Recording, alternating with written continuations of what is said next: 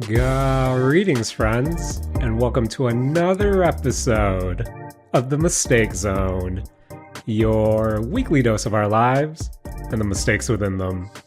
My name is Jaren Wade. Joining me, as always, one of my best friends in the whole wide world, Matt Alba. Hey, Matt. Yo. How are you doing? Pretty chilly. Yep, I'm chilling as well, but also chilling with us this week, another one of my best friends in the whole wide world, Rakush. Hey, Rakush. Yo, what up, Jaren? How are you doing? I'm doing good, man. I just came back from a friend's indie wrestling show. It's called Northern Crown. Shout out to Jeff and the boys for putting that show on once every 3-4 months. That was fun. Okay. Sounds like a good time. But boys, Matt was alluding to it, but I'm personally not having a good time because, if I want to rewind it just till yesterday, Saturday, the day before our time of recording, boys, I thought the weather was pretty perfect. We were able to walk to the village area of the town, just go around some shops. We stopped by the library. Shout out to the local libraries out there. Boys, the sign outside the library said reading also helps the Han Moon, and I thought I'm doing my part by reading this manga that we picked up. Essentially, my partner's coworker, they were talking about JJK, and he was, doing his best Rakush impressionate. Sorry. Oh, bad. He was doing his best Rakush impression and saying, you should really just read the first few volumes of the manga, then just stop. And that's what my partner did. We went to the library, picked up the first 4 volumes, and, it was a good day all around. Watched a bunch of Top Chef that we were catching up on. As Ice Cube said, today was a good day yesterday. But then, boys, I woke up this morning, looked out the window, and Matt, I know last year when the first snowfall happened, I told you how miserable I was. And boys, the moment I see that white on the ground, big sads all around. And Matt, you said, just before we started recording, you were ready to do some last minute yard work. Yep. Matt, Yep. You gonna rake those leaves? No, Jaren, okay. Normally, I'm pretty okay with the first snowfall. I like the kind of winter aesthetic that we get in the area, but I didn't know it was gonna snow, so I was just leaving my chores until the last minute, and it snowed, and having all the leaves under the snow makes it actually a really, really crappy experience to shovel the snow. That it is. But Rakush, how are you faring with the weather right now? I live in a building, so mostly indifferent, but the whole thing about the leaves and the snow thing, I didn't realize it until I kind of saw it, and Matt, you mentioned it, but that really isn't a thing, right? We don't get fall leaves and snow at the same time. Much, at least. So, I do think that visual was very weird today, kind of driving around the town and stuff, but I don't know. It's fine, man. I just felt real bad for our neighborhood because we had this flyer, earlier in the fall season that said, hey, during this time frame, all you have to do is rake all your leaves to your, the boulevard area, just that grassy area in front of your house. During the next 3 weeks, someone's going to come by and just suck up all the leaves in our, leaf vacuum mobile. And boys, that didn't happen yet. So there's a bunch of leaves in our neighborhood just covered in snow right now. And that feels real bad. Yeah. But Matt. Hey, this is Matt. Quick little editing thing. Around this point, we lost connection to Rakush for a little bit. And while me and Jaren were waiting around, we ended up talking about how Jaren's mom gave him some hot dogs to cook for his dog. And we ended up talking about hot dogs for a while, and I feel like it ended up being, I think, a pretty good bit to put into the show. So here's our hot dog conversation. Oh man. Oh man, indeed. I wish that hot dogs were like properly air fryerable. But Really? They're not? I mean, you technically okay, can't you? I feel like when I make air or no, when I air fry hot dogs, I get this weird it does that thing where the skin or the casing of the hot dog separates from the meat, and I don't like that. I like it when like they're cohesive. I've never had that happen to me when I've air fried hot dogs. Oh damn! Where do you do the slit or Yeah, like I do the the slit. crisscross? I do the slit. Mm-hmm. That's weird. No, every time I've air fried a hot dog, or even a sausage, it's held up. It's held up. Okay. Where Matt, Mm-hmm. speaking about air fryers, Yes. Do you have a tray, some sort of, or do you just like kind of raw dog it, just like throw it right on the air fry grill, or do you have like some sort of tray or container, like some silicone container that kind of separates it from the? Okay, so just straight on the air fry grill. Just right on the air fryer grill. Just oil that baby up and then just pray. Matt, when you do it straight on the Barbie, as they say, how's your cleaning technique for that?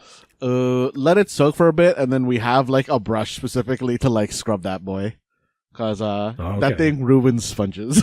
It's true. It's very true. Where whenever I have to clean something greasy, I'll still take like a paper towel to it first, bit of just up to that, just to like get as much as I can on the paper towel.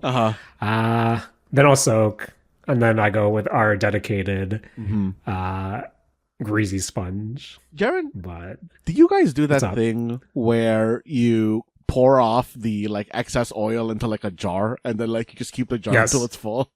Oh man. Yep. Whenever I look at that jar, I feel kind of sick. Bro, so I think with me, I'll just use like any type of jar, like an instant coffee jar, like an old yogurt jar, clean it out, of course.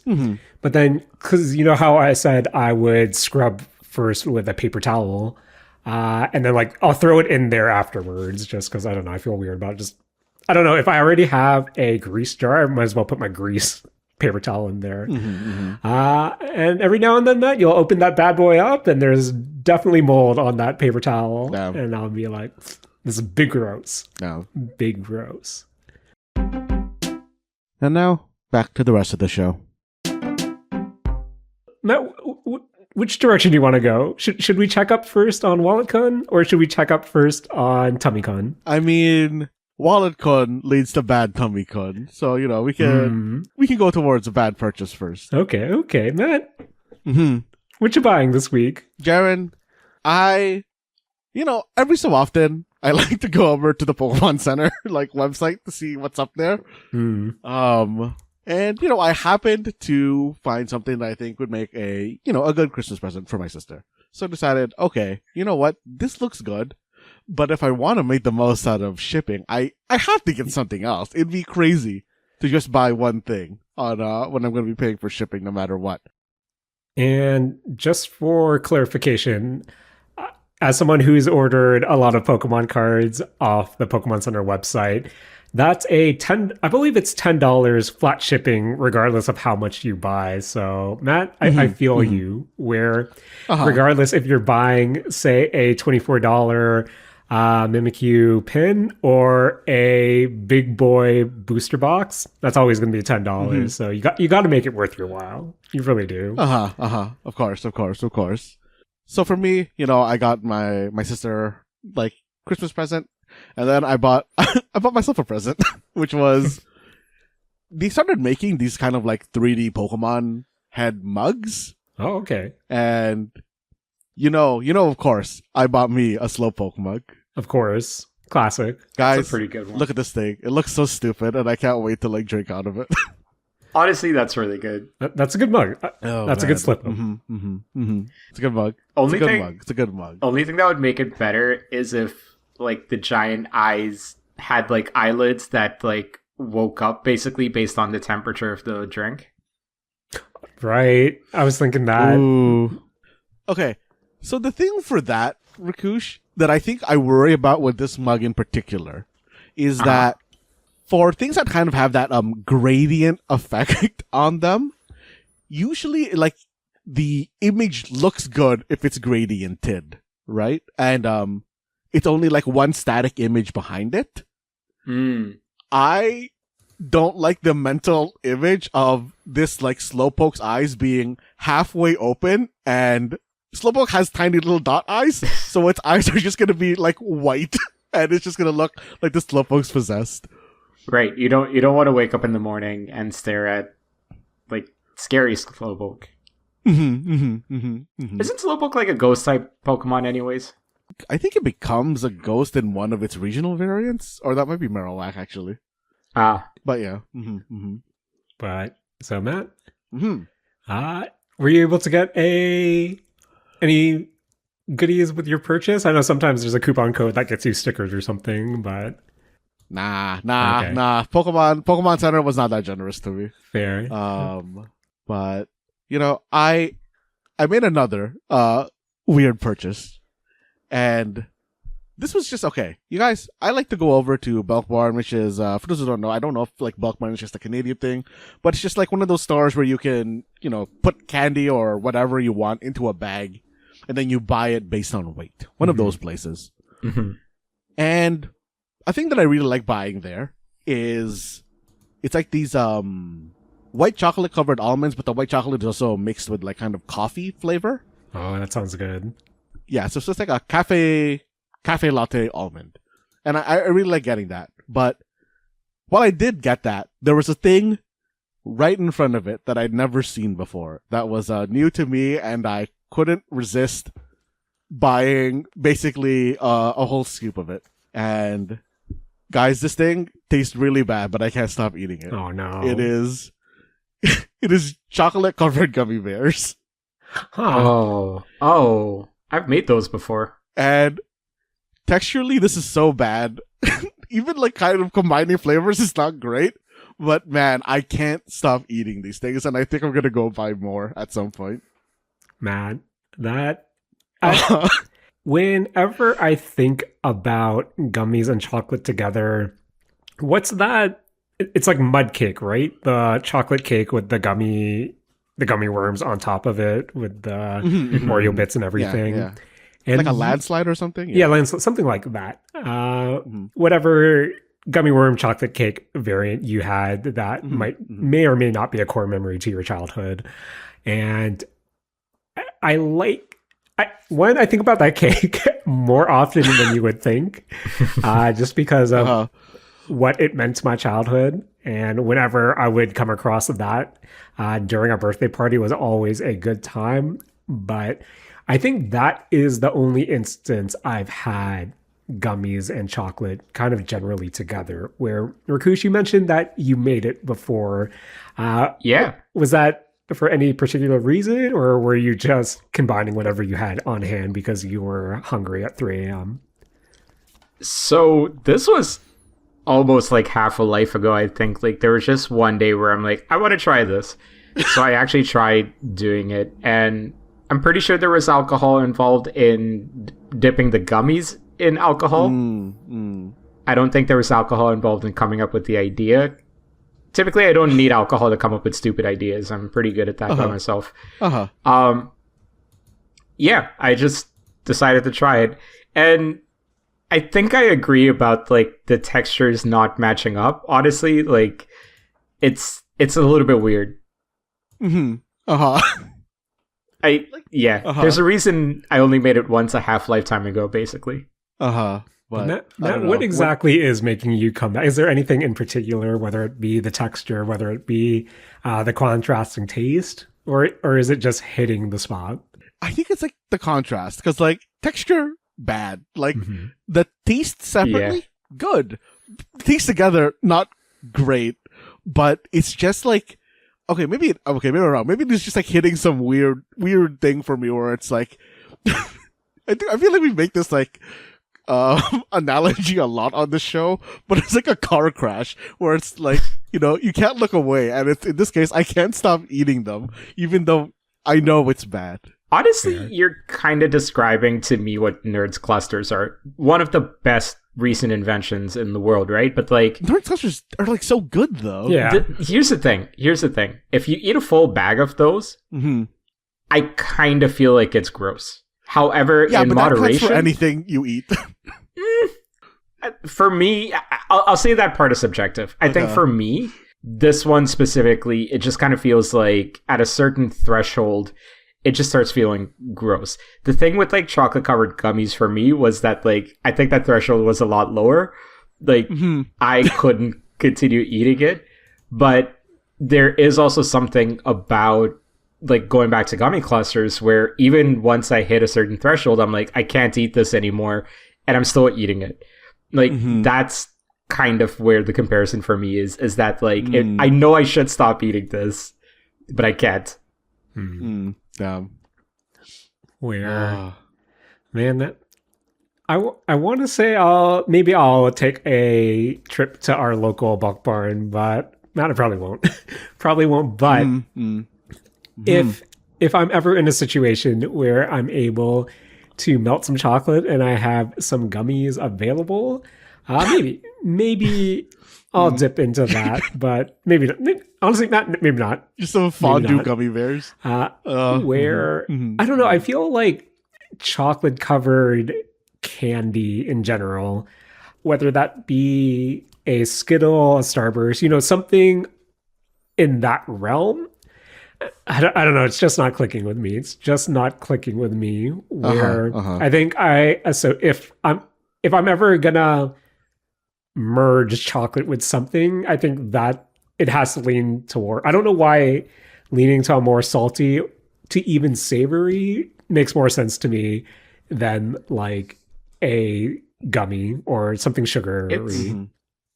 It's But too like savory and sweet go together in a lot of instances, but like the kind of sweet that you have with chocolate and then with say like corn syrup or like that kind of sugar is very different.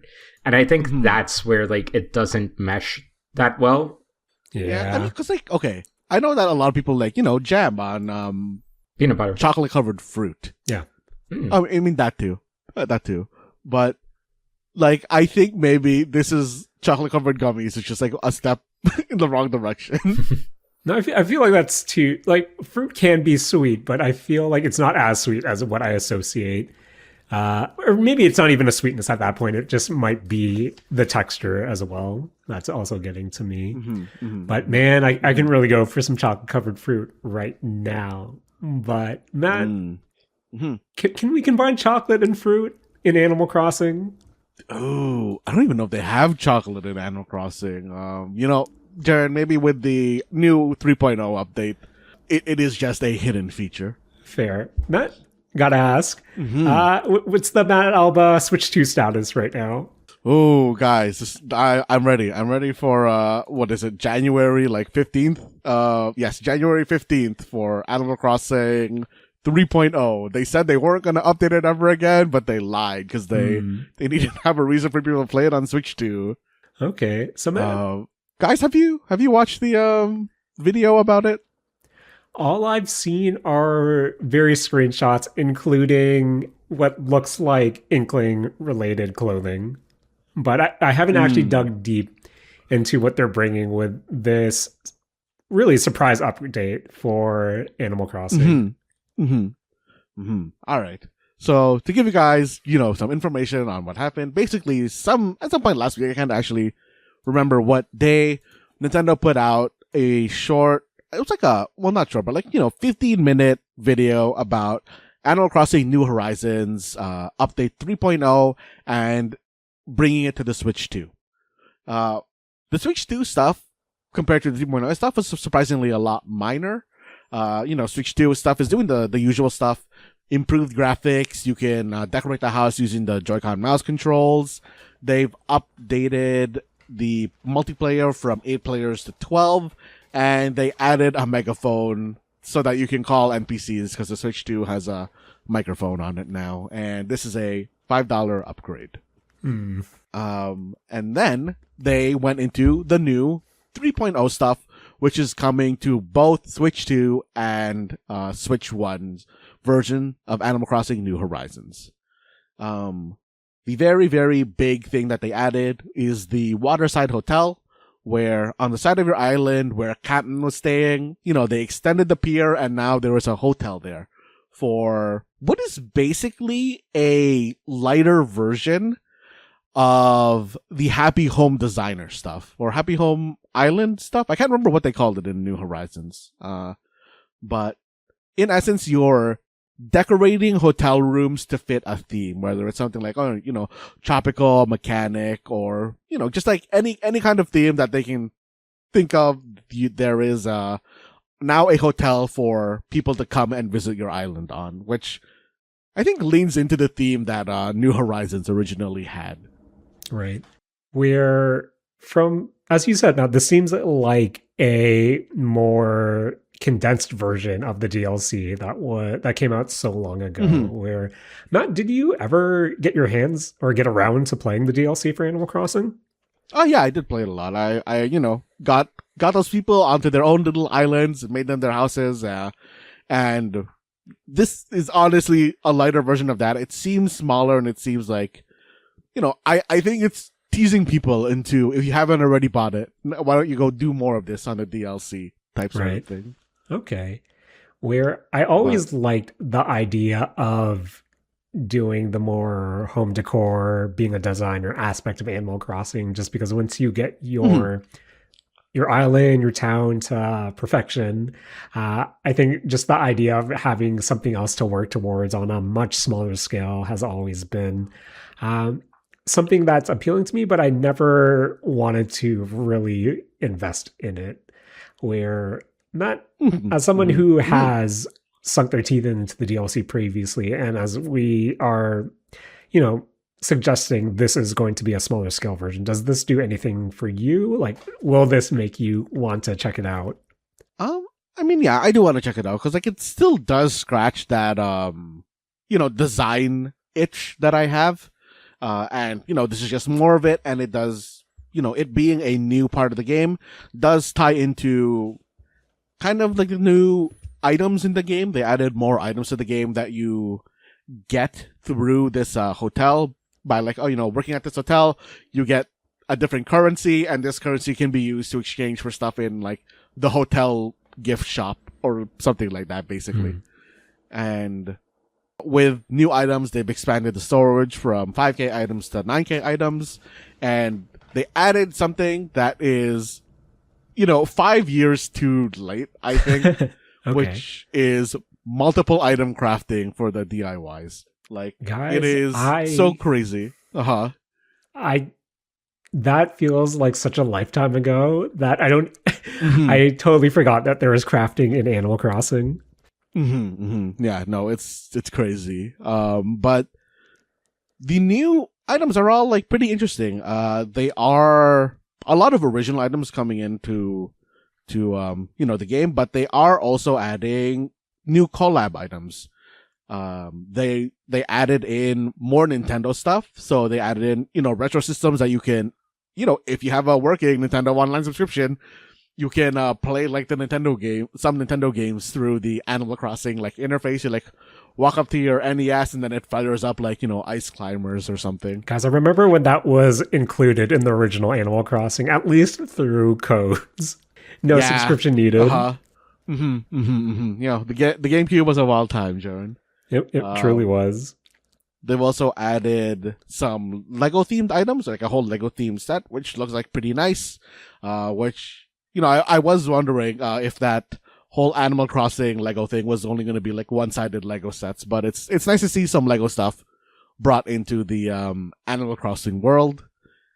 And they've also cross-collabed with Zelda and Splatoon, bringing in some themed items from both of those games, and 2 new villagers for each of those games. They got Tulin and Minoru from Zelda, and then they got these two squirrels based on these the idols from Splatoon 3.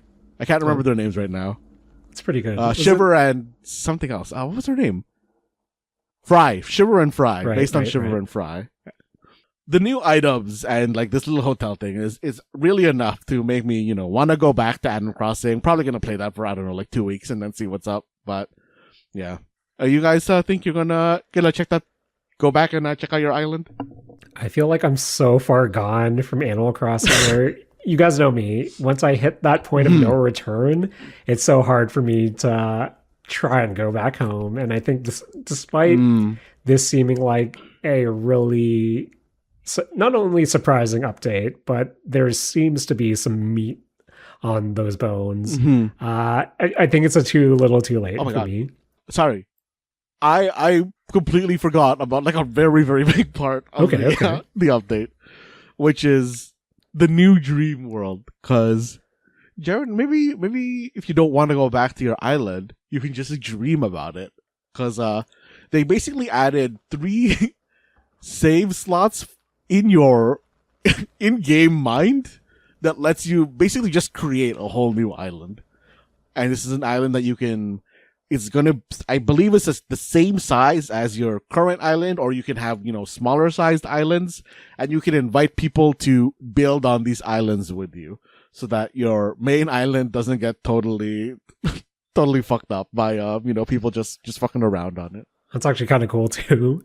Where, I don't know, it's pulling at some of my strings, but I'm not sure if I'm ready to go back. But Rakush, from what Matt has explained, does this do anything for you? Sounds like a really cool update. Definitely have some lore concerns about this dream world thing and how Inception is going to play out in this game. I'm only kind of half kidding about that. Honestly, I don't know if I want to go back to this game because it's twofold. One, I don't want to go back to the game and see all the bushes that have grown all across the island because that's going to be overwhelming. Even though I can probably fix that in like 30, 45 minutes, I don't want to do that. I don't know. I kind of feel bad because then I'll go back and all the villagers are going to be like, where you been? And I don't want that. You don't want that social pressure from these virtual NPCs. Yeah, like I don't want them to know that I abandoned them. It's like I'll have to answer all these questions of these imaginary creatures. Even though there's no prompt to actually answer it, I'm going to feel compelled like I need to answer it. But honestly, the second reason is Animal Crossing to me was very much a COVID game. And a lot of my memories of this game are tied to playing it during a time where couldn't really by choice interact with other people. I know I typically make the choice not to interact with people still in this day and age, but not having freedom to make that decision yourself is kind of like one of the things about COVID that I'll forever remember. And I kind of feel like Animal Crossing is tied to a lot of that in a way that I don't know if I'm personally ready to go back and reminisce about that in that way just yet. True. It sounds kind of fake. I don't know. It like to me, as I'm saying that, it does feel like a valid reason, but I totally understand if someone hears that and is like, this guy's trying to be fake deep about the meaning of this game and stuff. I don't know. No, but I just don't want to go back right now and play that. It's true. It's a lot of games, not even games for me, but even media in general, whether that be music, whether that be a particular movie or even a TV show. Part of it, even if I like something, I might associate that with a time as well, with a core memory. And depending on what that memory or that time period or those feelings that they invoke, it can be hard to kind of go back just because it's hard to sometimes separate that media from everything else that you might also have attached to there. Where I do agree that Animal Crossing is a COVID game, but for me in particular, it's been so long since I've last played where it's the same feeling of do I want to face what feelings get evoked by starting up this game 5 years later? And that can be a range of it's reminding me of that particular time, or it might be, as you said, straight up, Rakush, man, this place is a mess. I don't want to deal with it right now. And this was a waste of time for me. But yeah, Matt, gotta ask though. Will you be playing this update on a Switch 2 when it finally releases? God, Jaren, I don't know. Because, okay, I wasn't going to talk about this on the show, but, might as well bring this up now. I'm still thinking about buying that AOIN Thor, and that thing is basically the same price as the Switch 2, so I feel like I'm only going to get one, and, I don't know which way I'm leaning. Or, maybe I'll just, crack and buy both, but that's gonna hurt Wallet even more. Hey, man. Let's be honest, you're gonna crack and buy both. Oh, yeah, of course. Rakush, of course. I'm just trying to, play the part that I'm trying to be responsible, but, man. Matt, speaking about responsible, can I interest you in being responsible for a team of horse girls? Oh. Matt? Ooh, man. Umamusume had a pretty substantial update this week. And that, yes. Whenever a gacha game that I follow or, play on the reg receives a update that is this substantial, it's pretty much the make it or break it moment of you added extra mechanics for you to consider, for you to work towards, and that can either become something that reinvigorates you or makes it even more of a chore and you want to drop it. Where Matt, I'll admit, the Unity Cup career that was introduced in Umamusume this week, I'm not sure if I'm ready to hit that uninstall button. I'm close. But Matt, how as someone who every time I would send screenshots of my latest quote unquote achievement in Umamusume, you told me to free myself to hit that uninstall button. I did. So Matt, how's the Unity Cup going for you? Oh man, Jared, it's Jared, it got me. So Matt, Jared, yeah. As someone who doesn't, much to your dismay, as someone who doesn't read any tutorials, when the lady in the green suit and the green hat asked, "Hey, do you want to read a tutorial about what this mode is?" and I said, "No, thanks." What nuances am I missing that makes the Unity Cup in Umamusume really has its hooks on you? Okay, I mean, first off, the hooks are just coming from new mechanics that I still haven't quite figured out yet, or how to optimize the fun out of yet. But what is happening in the Unity Cup is that kind of like what we said when Umamusume first came up in Mistake Zone, every single career run you do is, alternate universe, alternate timeline type thing, where you're basically doing a roguelike run through 3 years of your Umamusume's life. And in this Unity Cup, they've introduced an alternate timeline where you are now, instead of doing your classic stuff of training specifically for the URA final, you are now doing the URA final stuff while also participating in the Unity Cup. And the Unity Cup is about building a team of friends to beat other teams of friends. It is, in essence, bringing the team trials gameplay into the campaign mode for Umamusume. And, Jaren, it's these hooks, these mechanical hooks, they got me because I still haven't quite figured out how to optimally play this mode. Fair. Because this mode, after I think 3 or 4 turns in this mode, you are given the new Unity Cup mechanics, which is that now you have more reason to hang out with different people when you do your training. Before, you only had friendship training, but now you have unity training. And these unity trainings are marked by a gauge, and when you fill these gauge with your friends, you spirit burst with them. Yep. And when you spirit burst, you get more stats when you train, and your overall team gets more like just so much better because through the power of friendship, your team is getting stronger. And Jaren, if that isn't anime as fuck, I don't know what is.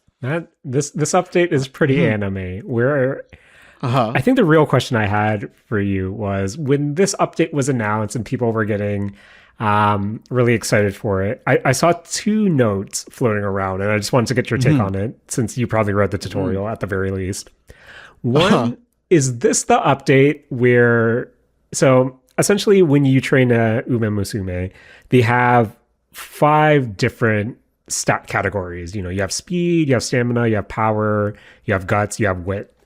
And at least in the beginning when this came to global, wit and guts, everyone said, hey, you should just keep those at this minimum level and focus on probably the other 3 depending on what you want to run.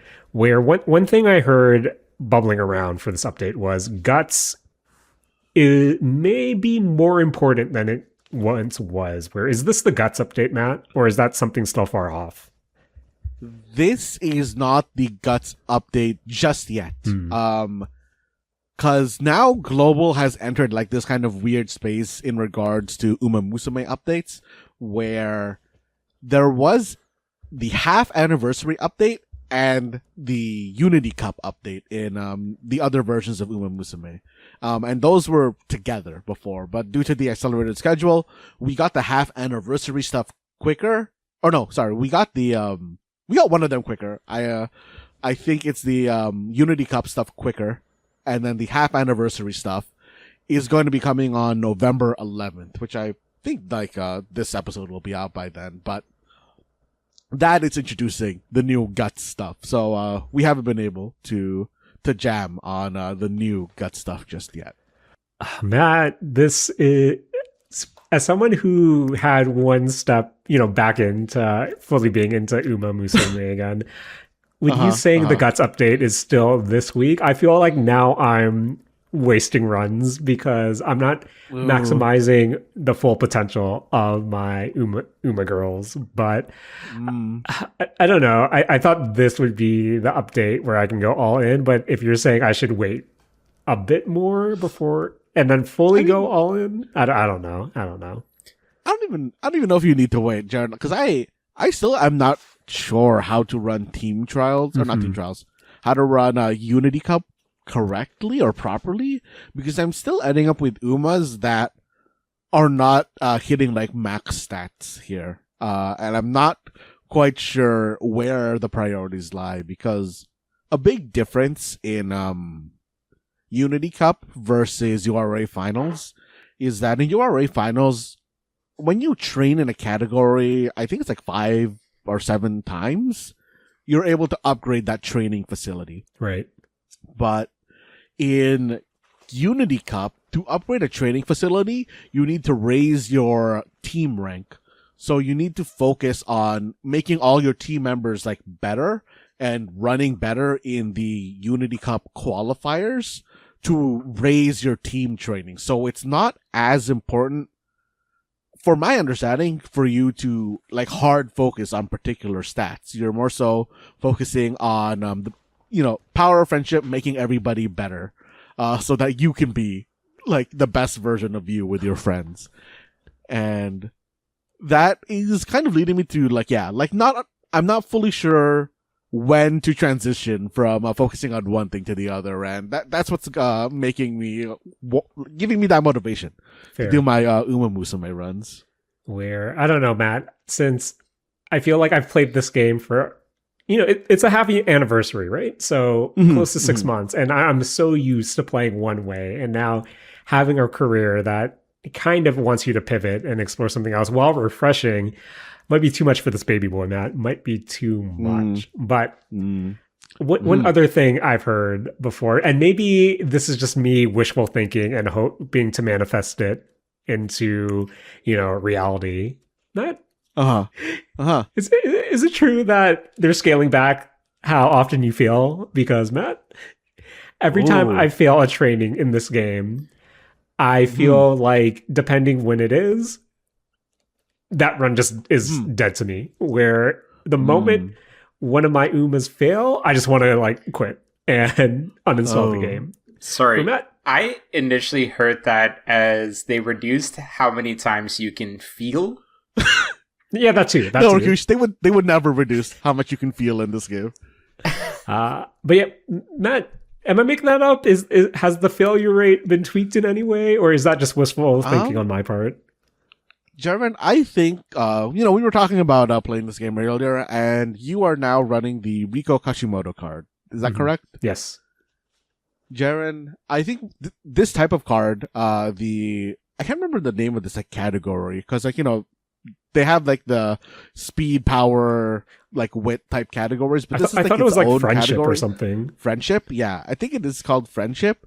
Friendship cards reduce your chances of failing. So Jaren, you are now just using the power of friendship to reduce your failure rates.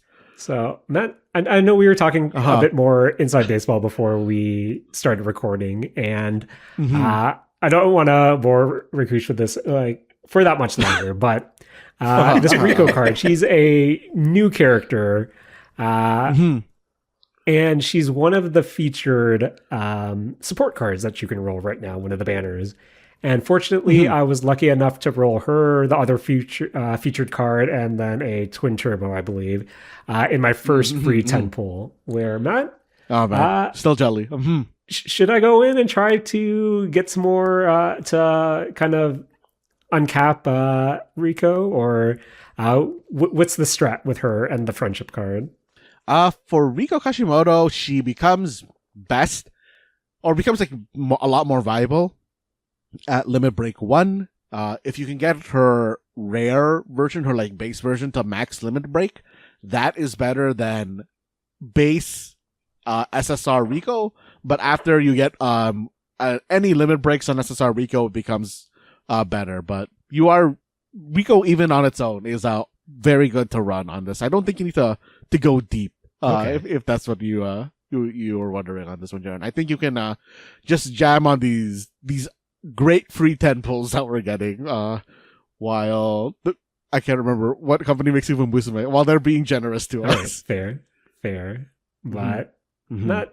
I feel like I'm going to stay just a bit longer, especially with hopefully the Christmas collab units are coming soon. But Matt, I'm going to miss just putting my control on turbo and unfortunately having Ogiri just whiff her career so I can get my career done for the day. But it's a lot more interesting. I think once I started wrapping my head around how the Unity Cup works, it did make me approach the game a bit differently. But man, those Unity races themselves, still haven't won the big one. I'm still not sure what I can do to ensure my team is able to win it. But we'll see, Matt. But any last minute thoughts on Umamusume for now, Matt?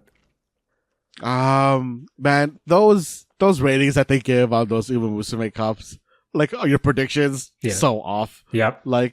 I had an ending one where I had basically, 4 circles, and I lost that one 3-2, was tilted.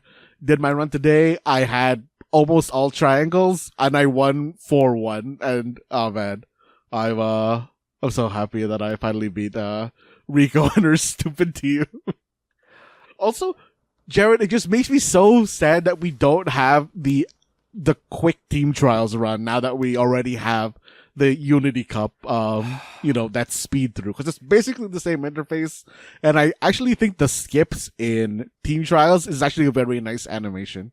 Matt, every time I do team trials, I'll do it once a day. I need to have I need to play on Steam. I need to play with a controller or on the Steam Deck so I can hit turbo. So it just rapidly skips out team trials because I don't know. I feel like the time to do stuff still takes a bit too long for my liking here. And hopefully it gets addressed in an update. But Matt, I feel like I'm still waiting for that monster of an update. And Rakush, I believe if I look on the run of show, you've also watched something that may or may not be equally monstrous. Rakush, what have you been up to this week? I've watched Guillermo del Toro's Frankenstein. It just released on Netflix, and I think it was a TIFF earlier this year as well, if I'm not mistaken. A lot of it actually filmed in Toronto as well, in studios that are down by Cherry Beach. Yeah, I was trying to think of like a segue of like, can I put Frankenstein and Umamusume and like, kind of riff on that, but I don't know, guys. Is there a Frankenstein as character in Oh Umamusume? man, I don't know. Actually, I don't think so. They're all based on real horses, so that would be actually very weird. Yeah, Yeah, that's actually a and good point. I don't. Mhm. I'm trying to think. There was a Halloween adjacent event, but I don't think there's any Halloween or Frankenstein Mhm. kind of costumes that invoked the feeling of Mary Shelley's classic piece of literature. Which I mean, man, there is a mad scientist type character or type Uva, but I think that's about as close as we get. No, that's but Rakush, totally fair. you watched this on Netflix. How was it? Yeah, I mean, I only watched it yesterday, and I think it's an interesting one because a lot of my thoughts are still, I would say, fresh. So, like, a lot of my reactions right now are more like the instinctual reactions. It's not sort of like sitting with this for a week and then letting things like marinate or whatever. It's a really good movie. I don't think it could be anything less than a really good movie, considering this is a passion project for Guillermo del Toro. He has spoken a lot about how this story, the character Frankenstein, is something that he has been obsessed with for basically his entire career. And so this is a passion project that has been in the making for, I think you can fairly say, his entire life at this point. And so from that perspective, I think you can definitely appreciate a lot of the care and thought put into this movie itself. Mm-hmm. For those who aren't familiar with Frankenstein, basically there is Frankenstein's monster, and then there's Victor Frankenstein himself. And this story is basically just sort of like a rendition of that. Is it Jason Isaac? No, Oscar Isaac plays Victor Frankenstein. Jacob Elordi, who is, I would say, best known for Euphoria at this point. But Jaren, do you think he's known more for that movie he did on Prime? Oof. I'll be honest, Rakush, I barely watch anything on Prime, despite I having think he's access to better it. known for his role on Euphoria. Let's go with that. We have Maya Goth, Christoph Waltz, and Felix Camber that basically make up like the majority of the core crew in this movie itself. And yeah, I mean, look, there's a lot of beautiful things about this movie, and I mean visually beautiful. A lot of the practical sets that they built in studios, stunning. I think they captured the scale of a lot of these structures really well in a way that really just kind of evoked a lot of the feeling that you're supposed to be sort of like navigating while watching this movie as well.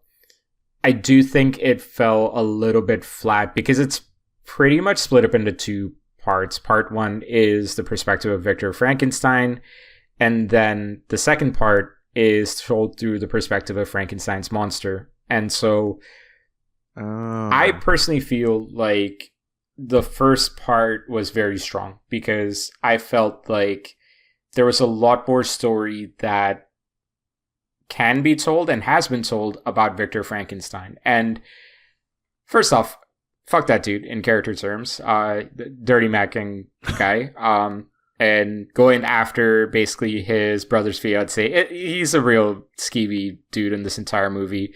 But I think it's just kind of like the layering of how this character sort of like descends into this madness that he's currently like experiencing and stuff is really interesting. And I also honestly think a lot of the music is strong, like really strong. It really carries a lot of like the emotions you're supposed to feel as well.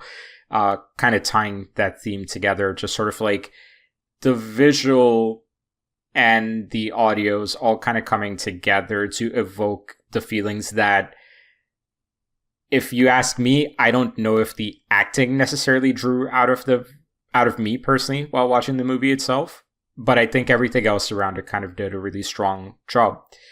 Um, the reason I think the second half falls flat is I don't think I'm a big fan of Jacob Elordi, the actor, but I also don't know how fair I'm being to him, because in Euphoria, he played pretty much like the jock character, and just he was really good at being a jock character, and I think like that kind of made me hate him, which might be unfair to him. But then as I'm watching this, and I mean, okay, I don't know if you guys are going to watch this movie, and I apologize if I'm about to potentially ruin the experience for you. It's not spoilery. It's just that every time Jacob Elordi is doing something as Frankenstein's monster, I keep thinking of Zoolander. As in, like, did he watch that movie as reference for every single emotion that he is, like, trying to channel whenever there's a close-up on him? And again, I don't know if I'm being fair to him or not, or if that's just sort of like his resting face is Zoolander. I just could not. I kind of want to watch this more now. Fair, yeah. I couldn't stop thinking about that as the second half was going on. And I think that's also kind of why it felt a little bit detrimental to me as well. But I think, like, and maybe I'm just kind of making my case here, but I also kind of feel like the story in the second half wasn't necessarily the strongest, because I kind of feel like, and this is something to do with just how many iterations of Frankenstein we have already, I kind of feel like the core story beats of Frankenstein's monster have been told so many times that there really wasn't anything profound to be picked up in part 2. And I think that's kind of why it kind of felt like, oh, we were just kind of going through the motions to get to the finale of the movie itself. But I think even beyond that, and I think like we've talked about this technology before as well, but another thing that really bothered me is that despite the use of like beautiful set design and like, you know, just interior shots and things like that, excellent camera work as well, they also made use of the stagecraft technology, which is like that Unreal Engine screen technology that is used by ILM in Toronto. And I think this issue is just a general issue that I have with filmmaking in this day and age, is that a lot of studios and a lot of filmmakers have decided to go the route of using stagecraft, which is the same technology used for Mandalorian, by the way. They basically are using this technology in lieu of location shots. And I don't think the CG work that is going into the backgrounds is natural enough that I see. Yeah, so like it just kind of feels a little bit too much like I guess like the best way I can describe it is it feels like you're watching like the live action Lion King, right? Where like everything is just fake but made to look real, and it's kind of like, well, I don't know, like this doesn't look great. Like another example of also like some VFX decisions made in this movie specifically is, and it's a very minor one, there's a close-up of a rat in a certain scene, and the rat looks cartoonish as well, which you can easily say is an artistic choice, whatever it is, but it just kind of felt like we have gone into territory where like the CG is no longer trying to look realistic.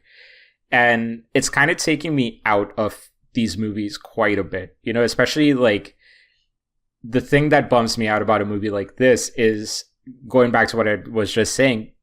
Beautiful, beautiful, beautiful, like set design. Why are you not enhancing it with like, you know, minimal CG, but like enhance it with like different angles or like setting or building up things in a different way, whatever it is, right? Like instead of just relying so heavily on CG. Now, you do have to rely on some CG for a movie like this. Like, I'm not saying build like a, you know, 1,000-foot tall tower from scratch and use that. But like, I think like when you have a lot of like these things built out, so my understanding is they actually built like an 11-foot like miniature version of the tower somewhere in Markham, and basically Markham being an outskirt of Toronto, by the way, for those not living in the city, but they basically built like an 11-foot miniature of it, and if they like it looks phenomenal, but then everything behind it looks CG and flat. Flat is also the bigger issue that I have with a lot of these stage crash movies as well, where Yeah. like there's just no depth. Like Mm-hmm. it's all flat. And I don't know if there's like a better way to describe it. That's just the best way I can think of describing it right now. And yeah, I mean, look, is it the norm in Hollywood? Yes, it's just the norm that I'm not the biggest fan of right now. And I feel like that kind of stuff really takes me out of these movies lately.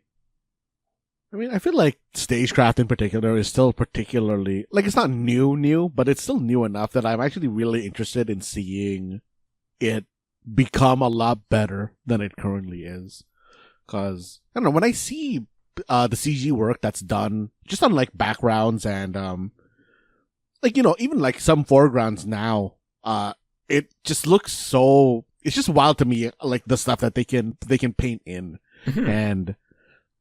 Like as what do you call it? Stagecraft, like those type of screen work gets better. I'm actually really interested in seeing what stuff they're gonna do with it. Absolutely, right? And I think like my criticism shouldn't take away from the fact that it is really cool that technology like this exists.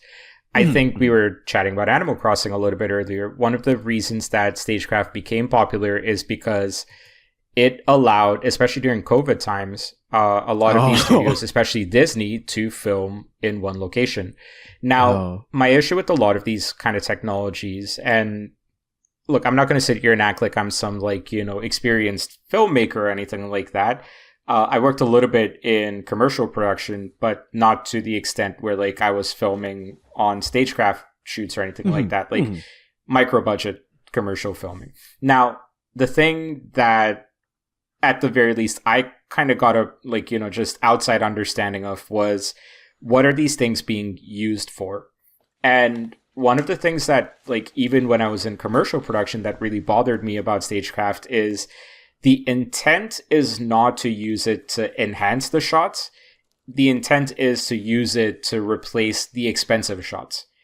And that is where, for example, it's replacing those location shots that just look a lot cleaner and a lot more realistic and beautiful, right? I think Eternals, terrible movie, boring movie, but it was shot on location. And when you think about how it was actually being marketed as shot on location, while it was in production, that was a pretty exciting selling point for at least a few folks, myself included. It didn't help that the plot wasn't the best, so that kind of kiboshed it. But there is a lot of value to filming on location. There is a lot of value to putting actors in situ and letting them feel the subtleties of the location that they cannot feel otherwise, right? I know we talk about, for example, historically, one of the cooler BTS things that we've ever seen is how they film Lord of the Rings and had to basically film Sir Ian McKellen in sort of an isolated room because they had to make everybody else look shorter. So that kind of stuff exists, right? But that was still on location. And even then, though, the takeaway from that is, how did Sir Ian McKellen react to having to act by himself? From what I remember, he was not exactly having a breakdown, but he wasn't exactly having the most success. And that's an experienced actor, right? So now you take a Jacob Elordi, who's still, I would say, fairly new in his career, fairly young, still figuring a lot of his things out. Probably getting a lot of the roles because of the looks and a little bit of an acting pedigree, but I don't think he's necessarily at the point where I would call him a phenomenal actor just yet.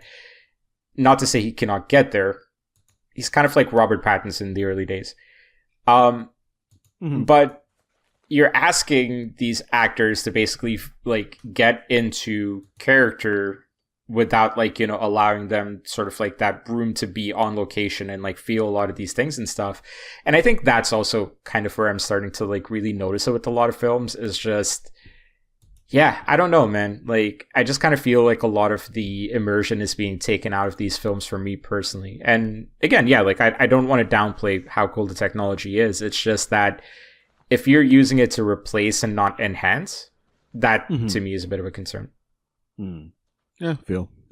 But excellent movie. Like, again, really good movie otherwise. Like, I do think a lot of these things, and one of the reasons I wanted to talk about it is, honestly, I kind of wanted to vent a little bit about the stagecraft stuff. I won't lie. But I do think it's a movie worth checking out for you too as well. Jaren, I don't know if you have access to Netflix or not. I don't know if like either of you have watched old Del Toro movies, but I always think there's something at least like worthwhile to take away visually with like a lot of the sets and like, you know, the props that they build. And I think this movie is really strong for that, at least. So I would highly recommend it from that perspective. True. Oh, that's fair. And you know what, Rakush? I'll take up your recommendation, and I will play Death Stranding when the opportunity presents itself. And I'll watch some clips of Death Stranding when the opportunity presents itself. I keep hearing the second Death Stranding is really good. That's what we're talking about. I mean, I've heard the first one is really good, but like I'm not gonna play on Amazon Simulator, I think. Yeah, I heard the first one is kind of mixed, but the second one I'm hearing is like a fully realized product. Yeah, I've heard the second one is like technically much better game. Yeah, that, like makes me want to play it, but like I'm not gonna play it. I'm gonna buy an AYM Thor and a Switch 2 before I ever touch Death Stranding 2. Yeah, I don't think I'm ever gonna play it either. Where to go back to Frankenstein, I don't know when. I think I watched the trailer for this when I was in that, you know, procrastination mode, and all of a sudden the algo is just feeding me a bunch of movie trailers in general. And I kind of mentioned before where this was, you know, the original work from Mary Shelley was something I read, I think twice, once in high school and then once again for a more critical approach in post-secondary. And I feel like, speaking about, you know, core memories that we attach to media, I have such strong academic attachment to Frankenstein as a whole, where even watching the trailer for the movie gave me the feelings of, now I gotta dissect this and write an essay about this that will take me an ungodly amount of time. Where even though you do recommend it, Rakush, it's so hard, I guess, to separate the academicness from, you know, just enjoying a solid movie. Where, I don't know, as a film to watch for the pure purpose of entertainment, do you think it's an easy watch overall, or do you think this is something that might require a bit more attention paid to it? I don't think it's an easy watch because it's like 2 hours and 30 minutes. So oof. That I think is I agree with that reaction. If I hadn't gotten 30 minutes into the movie last night and realized it was 2.5 hours, I might have been doing a different thing last night, let's be honest. But I think that is why I don't think it's an easy watch. But as far as kind of following the plot, I would say it's a lot easier to follow it in like this adaptation than say in like, you know, the book, and like then having to write like an essay like you're saying, Jaren, like, you know, anything like that. No, I think this is very much a blockbuster. Okay. And have to ask, Rakush, did you watch the latest Nosferatu that came out last year? No. And I think like a big reason for that is, to be honest, I didn't want to go into the theater and kind of like, because from what I heard, like there's just a lot of fucking in that movie, and I'm not a prude in that sense. I just don't want to watch that at a theater with others. So the reason I asked is I wanted to see the comparison point, because, you know, you said Frankenstein was a beefy boy movie. Nosferatu was a beefy boy movie as well. And boys, made the mistake of watching that with my partner and then my siblings on Christmas Day, like Christmas morning, you know, after Matt, we're Filipino. So we do the midnight opening gifts, we eat, and then we go to bed. Oh, man. Mhm. Boys, seeing my brother fall asleep in the theater and then made me a sleepy. I fell asleep Yeah. twice during Nosferatu, and I was gonna ask Rakush, well, how likely would someone fall asleep watching Frankenstein? But I guess without the comparison to I think Nosferatu, extremely that might be likely. hard to Even if I'm say. not comparing it to Nosferatu, I think Where it's extremely likely that like a movie like this could put you to sleep.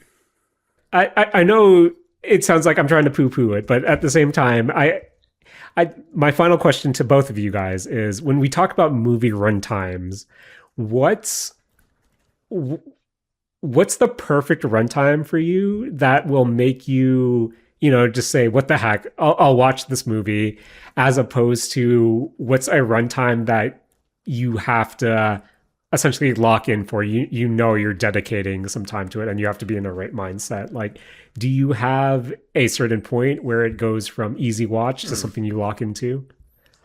Um, I think for me it depends on how familiar I am with the franchise or how much I like the franchise. Like, Okay. I think that, if it's something I am unsure of if I'll like or not, I think anything past like 145, maybe even like actually like, 135 is like, I really have to consider if I'm gonna, want to watch this. But like, if you tell me that fucking Fast 10 2 is 3 hours long, I'm gonna sit through that for sure. Okay. I think if I'm going into a movie blind, hour 40 is probably the sweet spot, and that's including credits. Mm-hmm. I think an hour 40 is the sweet spot. If I am going into a franchise that I like, probably 2.5 hours. Okay. Because I do feel like there's We're- diminishing returns to a movie being longer than that. And I say that as someone who grew up watching Bollywood movies that back in the day used to be 3 hours because they needed to do 90 minutes intermission, then 90 minutes again. Like, there was just sort of like set run times for that sort of like industry. And I just, like, I was never someone that necessarily loved all the dancing and like the music and the pageantry of all that stuff. So like for me, it always kind of felt like, wow, this is already really long. Like, get to the heart of the matter kind of thing. So I don't know. Like, I just kind of feel like it's a little bit too long. Like Lord of the Rings, for example, does it need to be 3.5 hours? Absolutely not. Like, you can definitely get to that ending with 2.5 hours, but director's intent. Fair.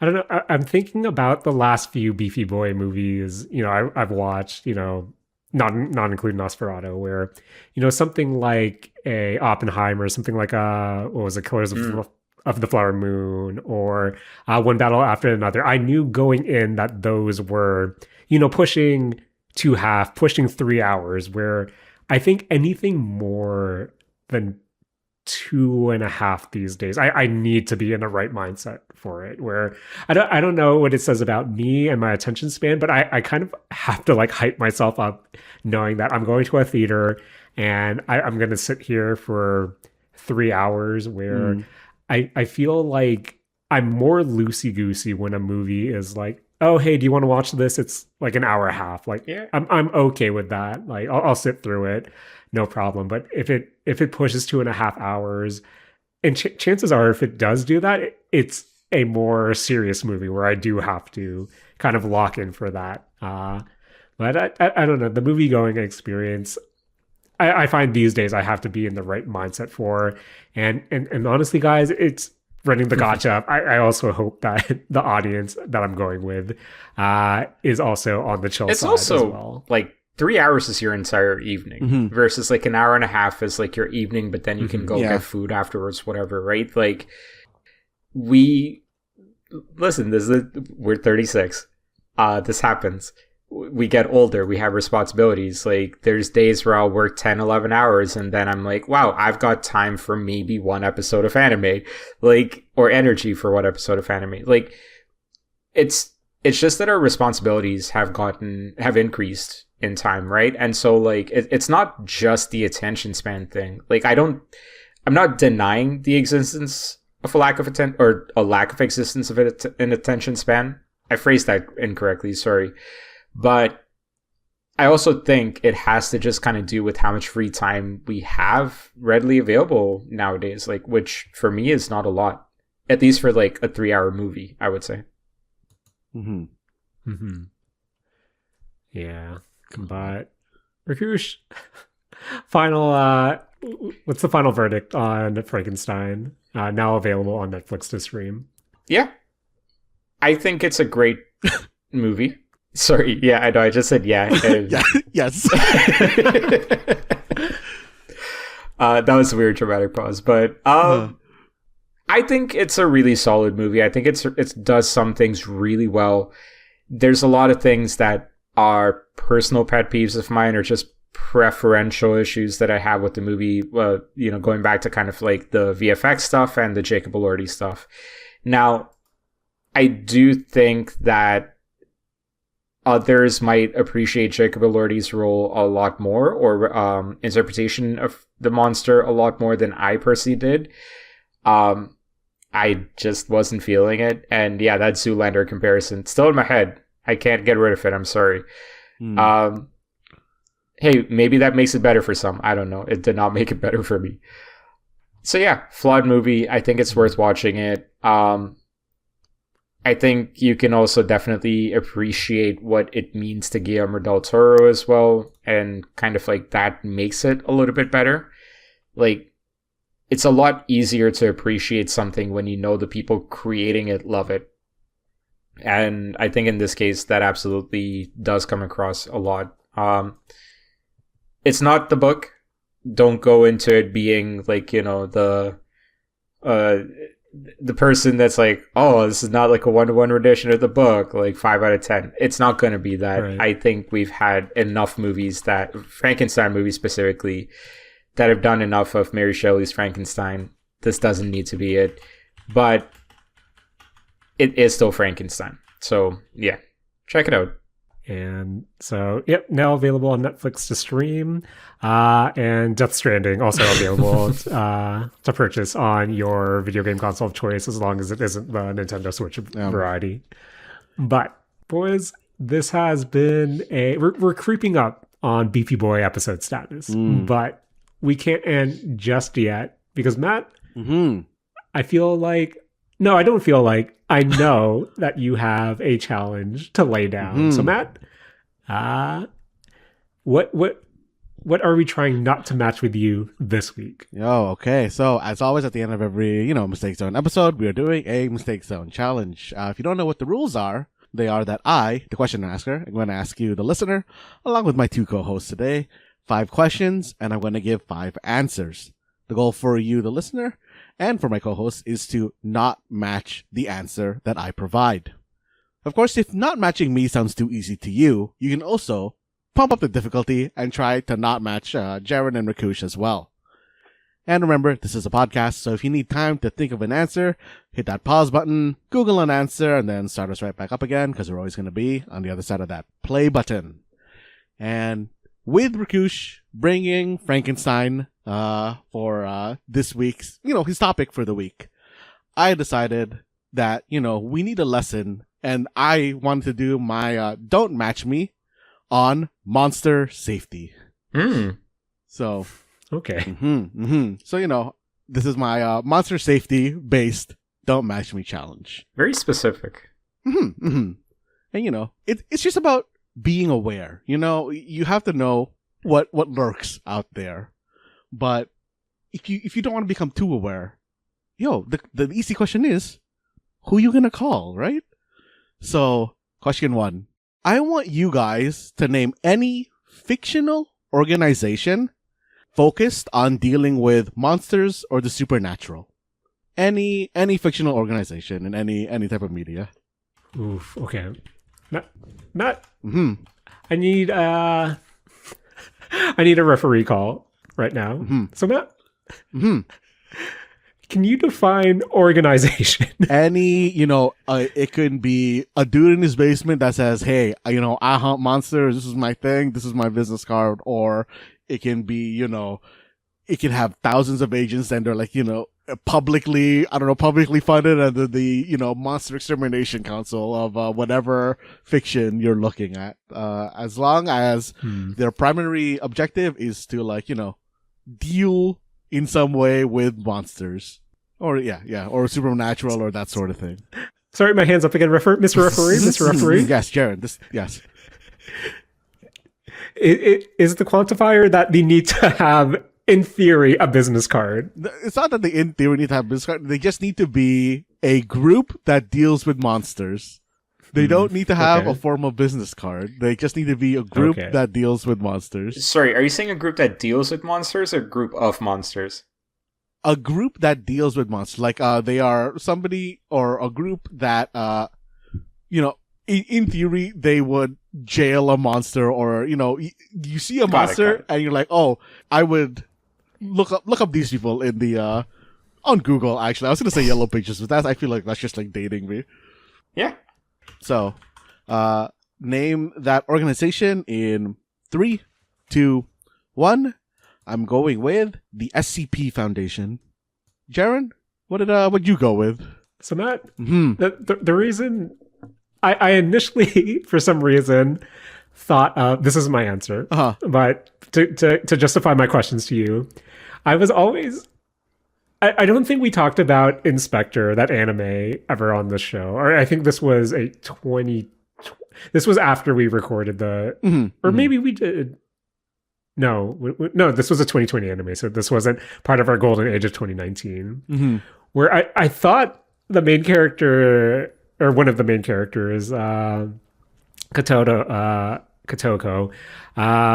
she was like an investigator, but then I reading up on the plot summary, I don't think she's a proper investigator. Where I don't think she has her own business card, Matt. So my answer for your question is, I went with Matt. Will you accept Special Fire Force Company 8? Oh, I would say so. They deal with. Oh, I can't actually remember what the Infernals. They deal with Infernals. Yes. Rakush, where'd you go? The Justice League. Oh, yeah, I guess that does count. They are a group that deals with monsters. Because I think I got a little bit crossed up, because initially I was like, are you asking us for like a group of supervillains? And that's where I was kind of struggling. And then you clarified it. I'm like, oh, yeah, that's easy. Superheroes. Okay, so moving on to question 2. Sometimes you gotta be careful around some of the trickier monsters. So I want you to name a monster or creature that traditionally has some type of hypnotic power, or like a mind controlling type of power. Okay, I'm ready. All right. So name that monster in 3, 2, 1. I'm going weeb here. I'm going with the Kitsune.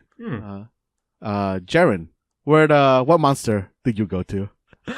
Oh man, Matt. That's gonna be so bad. Okay. Matt, I totally forgot we were talking about monsters. Oh my god. And I just thought of the first anime character that can mind control people. That. Okay, Mr. Referee. Do you consider Hitoshi Shinso from My Hero Academia a monster? No, sure. No. Oh man, no, Jared. I think I can't go with that one. No. Let me defend him, guys. Let me defend him. Out. Let me defend him. Okay. Humanity were the real monsters all along. Ooh. But, okay, wait. Are they human in My Hero Academia? I actually don't know on this, and if like quirk people are considered human. They're monsters to the League of Villains, so someone in that universe thinks they're monsters. Rakush, I appreciate you for reaching for me, but Hitoshi is a human, and I'll take this out. I'll take this out this week. For totally forgetting we were talking about monsters, not anime. Rakush, hopefully, what monster did you go with? So I'm about to send you guys a photo. Okay. And give my answer right after that for why. So I'm going with Alakazam. Ooh, because Matt, yes. as soon as you asked me that, I tilted my head like a couple of degrees, looked over to this deck of Pokemon cards that I have Buyer's Regret on, and the card at the very top is Alakazam. So, Alakazam. Yeah. Alakazam definitely has hypnosis. Yes. Jaren, do you want these Pokemon cards? Because I don't want them. Sure. They're yours. Okay. Okay. Merry Christmas, bro. Okay. Merry Christmas, Xbox. Guys, I originally wanted to. I was still thinking about Inspector, and then I couldn't remember what the monster that was mind controlling people, and then I thought, wait, are we talking about anime? So I just. All right. Oh man. All right. Inspector had a mind controlling monster, but I couldn't think of the name, so then I just thought of My Hero Academia. All right. So Matt, growing old's the real monster. Time is a monster. Time is a monster. Okay. So going on to question 3. I want you to name a type of monster that can turn you into one of its own. Huh? I want you to name a monster that through any means it can make you become like the same type of monster Oh. or creature. Okay. Mhm. Yeah, I'm ready. Jaren? Yep. All right. So going with 3, 2, 1. Of course, I'm going to go with the classic. I'm going with the zombie. Oof. Jaren, what do you go with? Matt, Hmm. I'm out again. Oh. Because I also went with zombie because first thing I thought of was not sick in the head. So first thing I thought was Ollie from HoloLive, and she is a zombie. Ooh. Damn. All right. Rakush, what'd you go with? Is this the first time all three of us have matched? Because I also went with zombie. Ooh, I think it is. Damn. Monumental I think location. we've had double KOs before. Triple Okay, though? Have okay. we had triple? I can't remember. You know what? Maybe I actually think Rakush did it, but I can't remember for which one. I think Rakush. I want to say we've all had double KOs at some point. Interesting. This feels like the first time I've seen three of us match. Damn.